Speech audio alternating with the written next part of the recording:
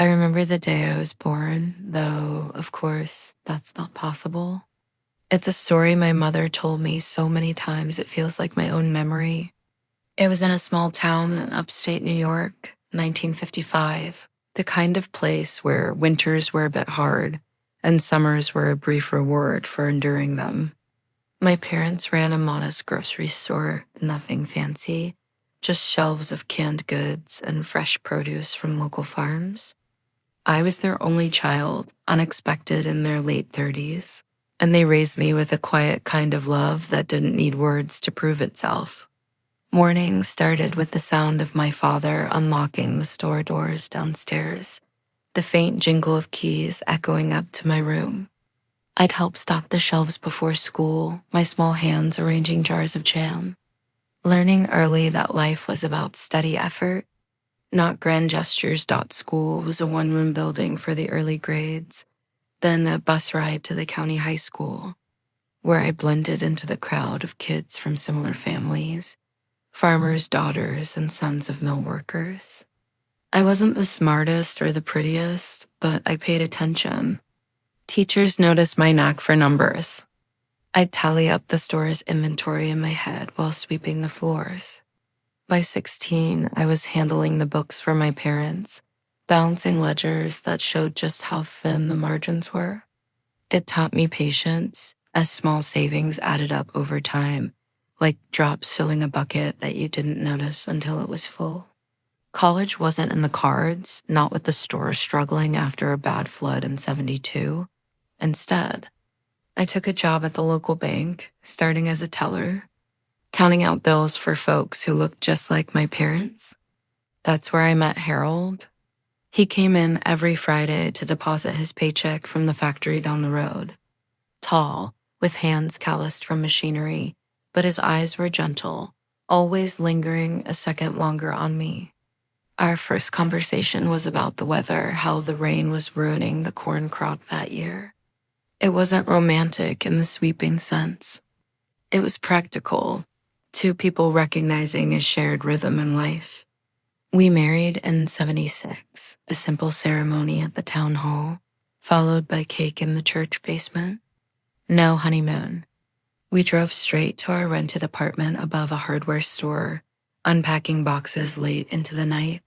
Harold worked shifts and I kept my job at the bank, climbing to loan officer by the time our first child arrived. Emily was born in '78, a quiet baby who stared at the world with wide eyes, as if already pondering its complexities. 2 years later came Thomas, louder and more demanding, his cries filling the small space we called home. We moved to a bigger place then, a rented house on the edge of town, with a yard just big enough for a swing set. Raising them was a blur of ordinary days, wiping noses, packing lunches, reading bedtime stories from worn library books. I remember the feel of Emily's hand in mine as we walked to her first day of kindergarten, her little fingers gripping tight, then loosening as she spotted the classroom door. Thomas was different, always running ahead, scraping knees on sidewalks, coming home with pockets full of rocks and questions I couldn't always answer. We saved for years to buy our own house. Harold and I would sit at the kitchen table after the kids were asleep, going over budgets, cutting corners where we could. No vacations, no new clothes unless the old ones wore through. In '85, we founded a modest two-story in a suburb outside Albany, with white siding and a front porch that creaked underfoot. The down payment came from every extra shift Harold took, as well as every denied impulse at the store.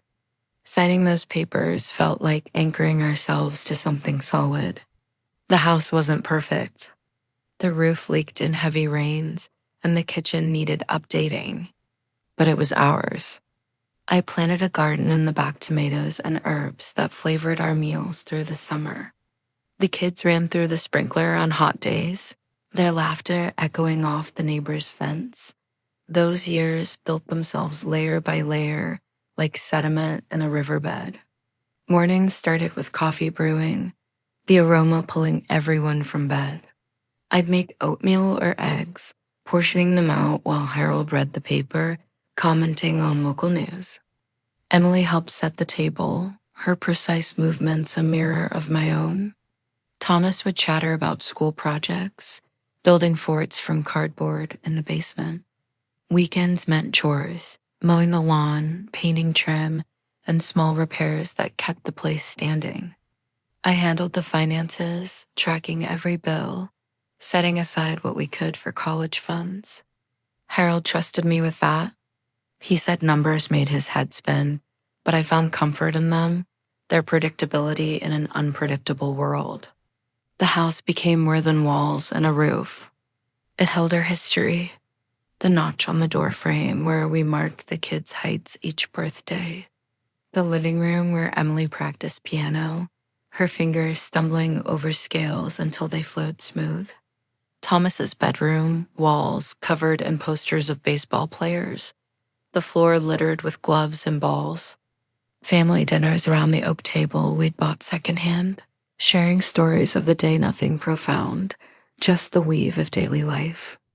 I recall one evening, rain tapping the windows as we played board games by lamplight during a power outage. Laughter filled the room, simple and unforced.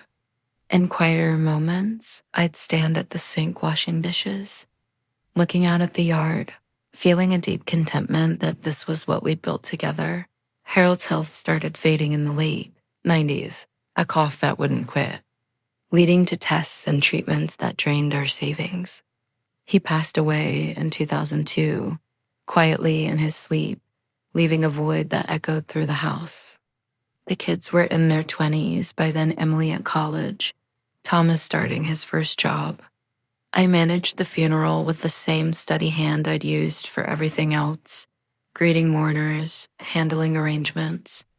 Grief came in waves, but I kept it private, tending the garden as a way to process, pulling weeds with deliberate motions. The house felt emptier, but it was still home. A repository of memories, Harold's favorite chair by the window, the toolbox he left in the garage. I continued working at the bank until retirement in 2015 at 60. The kids visited sporadically, their lives pulling them elsewhere. Emily married and moved to California for her husband's job in tech. Thomas stayed closer in Boston, building a career in sales. The house remained my anchor, its rooms filled with echoes of the past. I'd walk through them in the evenings, touching framed photos on the walls, family vacations to the lake, graduations, holidays. It wasn't sentimentality. It was acknowledgement of the life invested there. The mortgage was paid off by then, a quiet victory after years of careful planning. I thought it would stay that way, a legacy of sorts. But life has its own current dot as the years passed. I noticed the shifts in Emily and Thomas, subtle at first like the gradual change of seasons. They were adults now, with their own families and pressures. Calls became less frequent, visits shorter. When they did come, conversations skimmed the surface: weather, work, the kids' school activities. I'd prepare meals, setting the table as I always had, but the warmth felt diluted. Emily would check her phone mid-sentence, apologizing vaguely. Thomas spoke of his job with an edge of frustration, hinting at financial strains without asking directly. I listened, offering nods and small advice, but inside, I felt the distance growing, a quiet ache that I pushed down. It started with small comments about the house. "Mom, this place is getting old," Thomas said one Thanksgiving, looking at the peeling paint in the hallway. "Are you sure you can handle the upkeep?" I assured him it was fine, that I managed with local handymen for the bigger jobs. But the seed was planted. Emily echoed it on calls. "Have you thought about downsizing? It might be easier." I sensed the undercurrent, not concern for me, but something else. Their lives were expanding. Emily's family needed a bigger home. Thomas faced debts from a failed business venture. They didn't say it outright, but the implications hung in the air.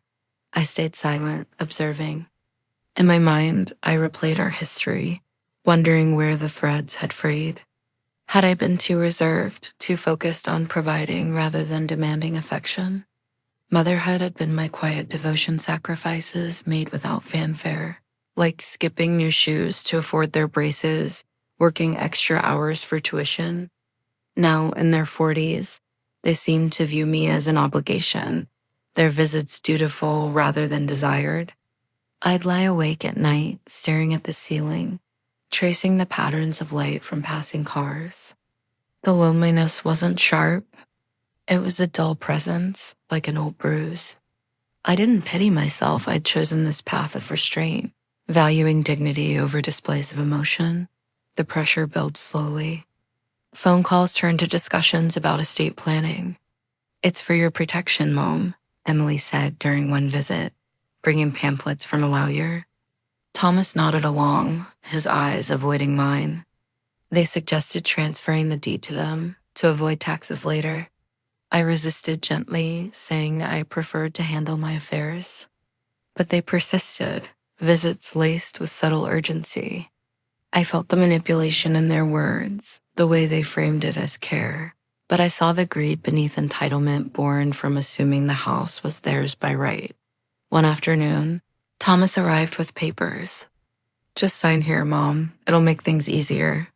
His tone was casual, but his hands trembled slightly. I read the documents carefully, my bank experience serving me well. It was a quitclaim deed, effectively giving them control. I hesitated, my pen hovering, but their assurances wore me down not through force, but persistence. "We love you, we want what's best." I signed, thinking perhaps it was a formality, that the house would remain mine in practice. How naive in retrospect, but I valued peace over confrontation. Months later, the realtor's sign appeared in the yard without warning. Emily called to explain, "The market's hot, Mom. We can sell and get you something smaller." I protested quietly, but they had the legal upper hand now. Buyers toured the house while I sat in the kitchen, invisible. The sale closed quickly, the proceeds going to them, with promises of helping me relocate. Then came the request: "You need to move out by the end of the month." No malice in their voices, just matter-of-fact efficiency. I packed my things methodically: clothes, photos, a few keepsakes into boxes. The day I left, Thomas helped load the car, his silence heavy. Emily sent a text: "We'll visit soon." I drove away without looking back, the porch light fading in the rear view. No tears, no accusations, just a quiet acceptance of the coldness that had settled in. The apartment I rented was small, on the second floor of a building in a quiet neighborhood near Albany.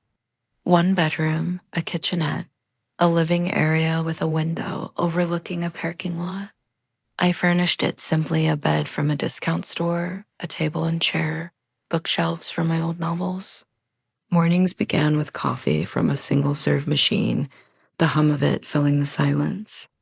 I'd sit by the window, watching cars come and go, people starting their days. Grocery trips were weekly rituals, pushing a cart through aisles, selecting canned soups, fresh vegetables, items easy to prepare for one. The clerk at the checkout knew me by name after a while, our exchanges brief but polite.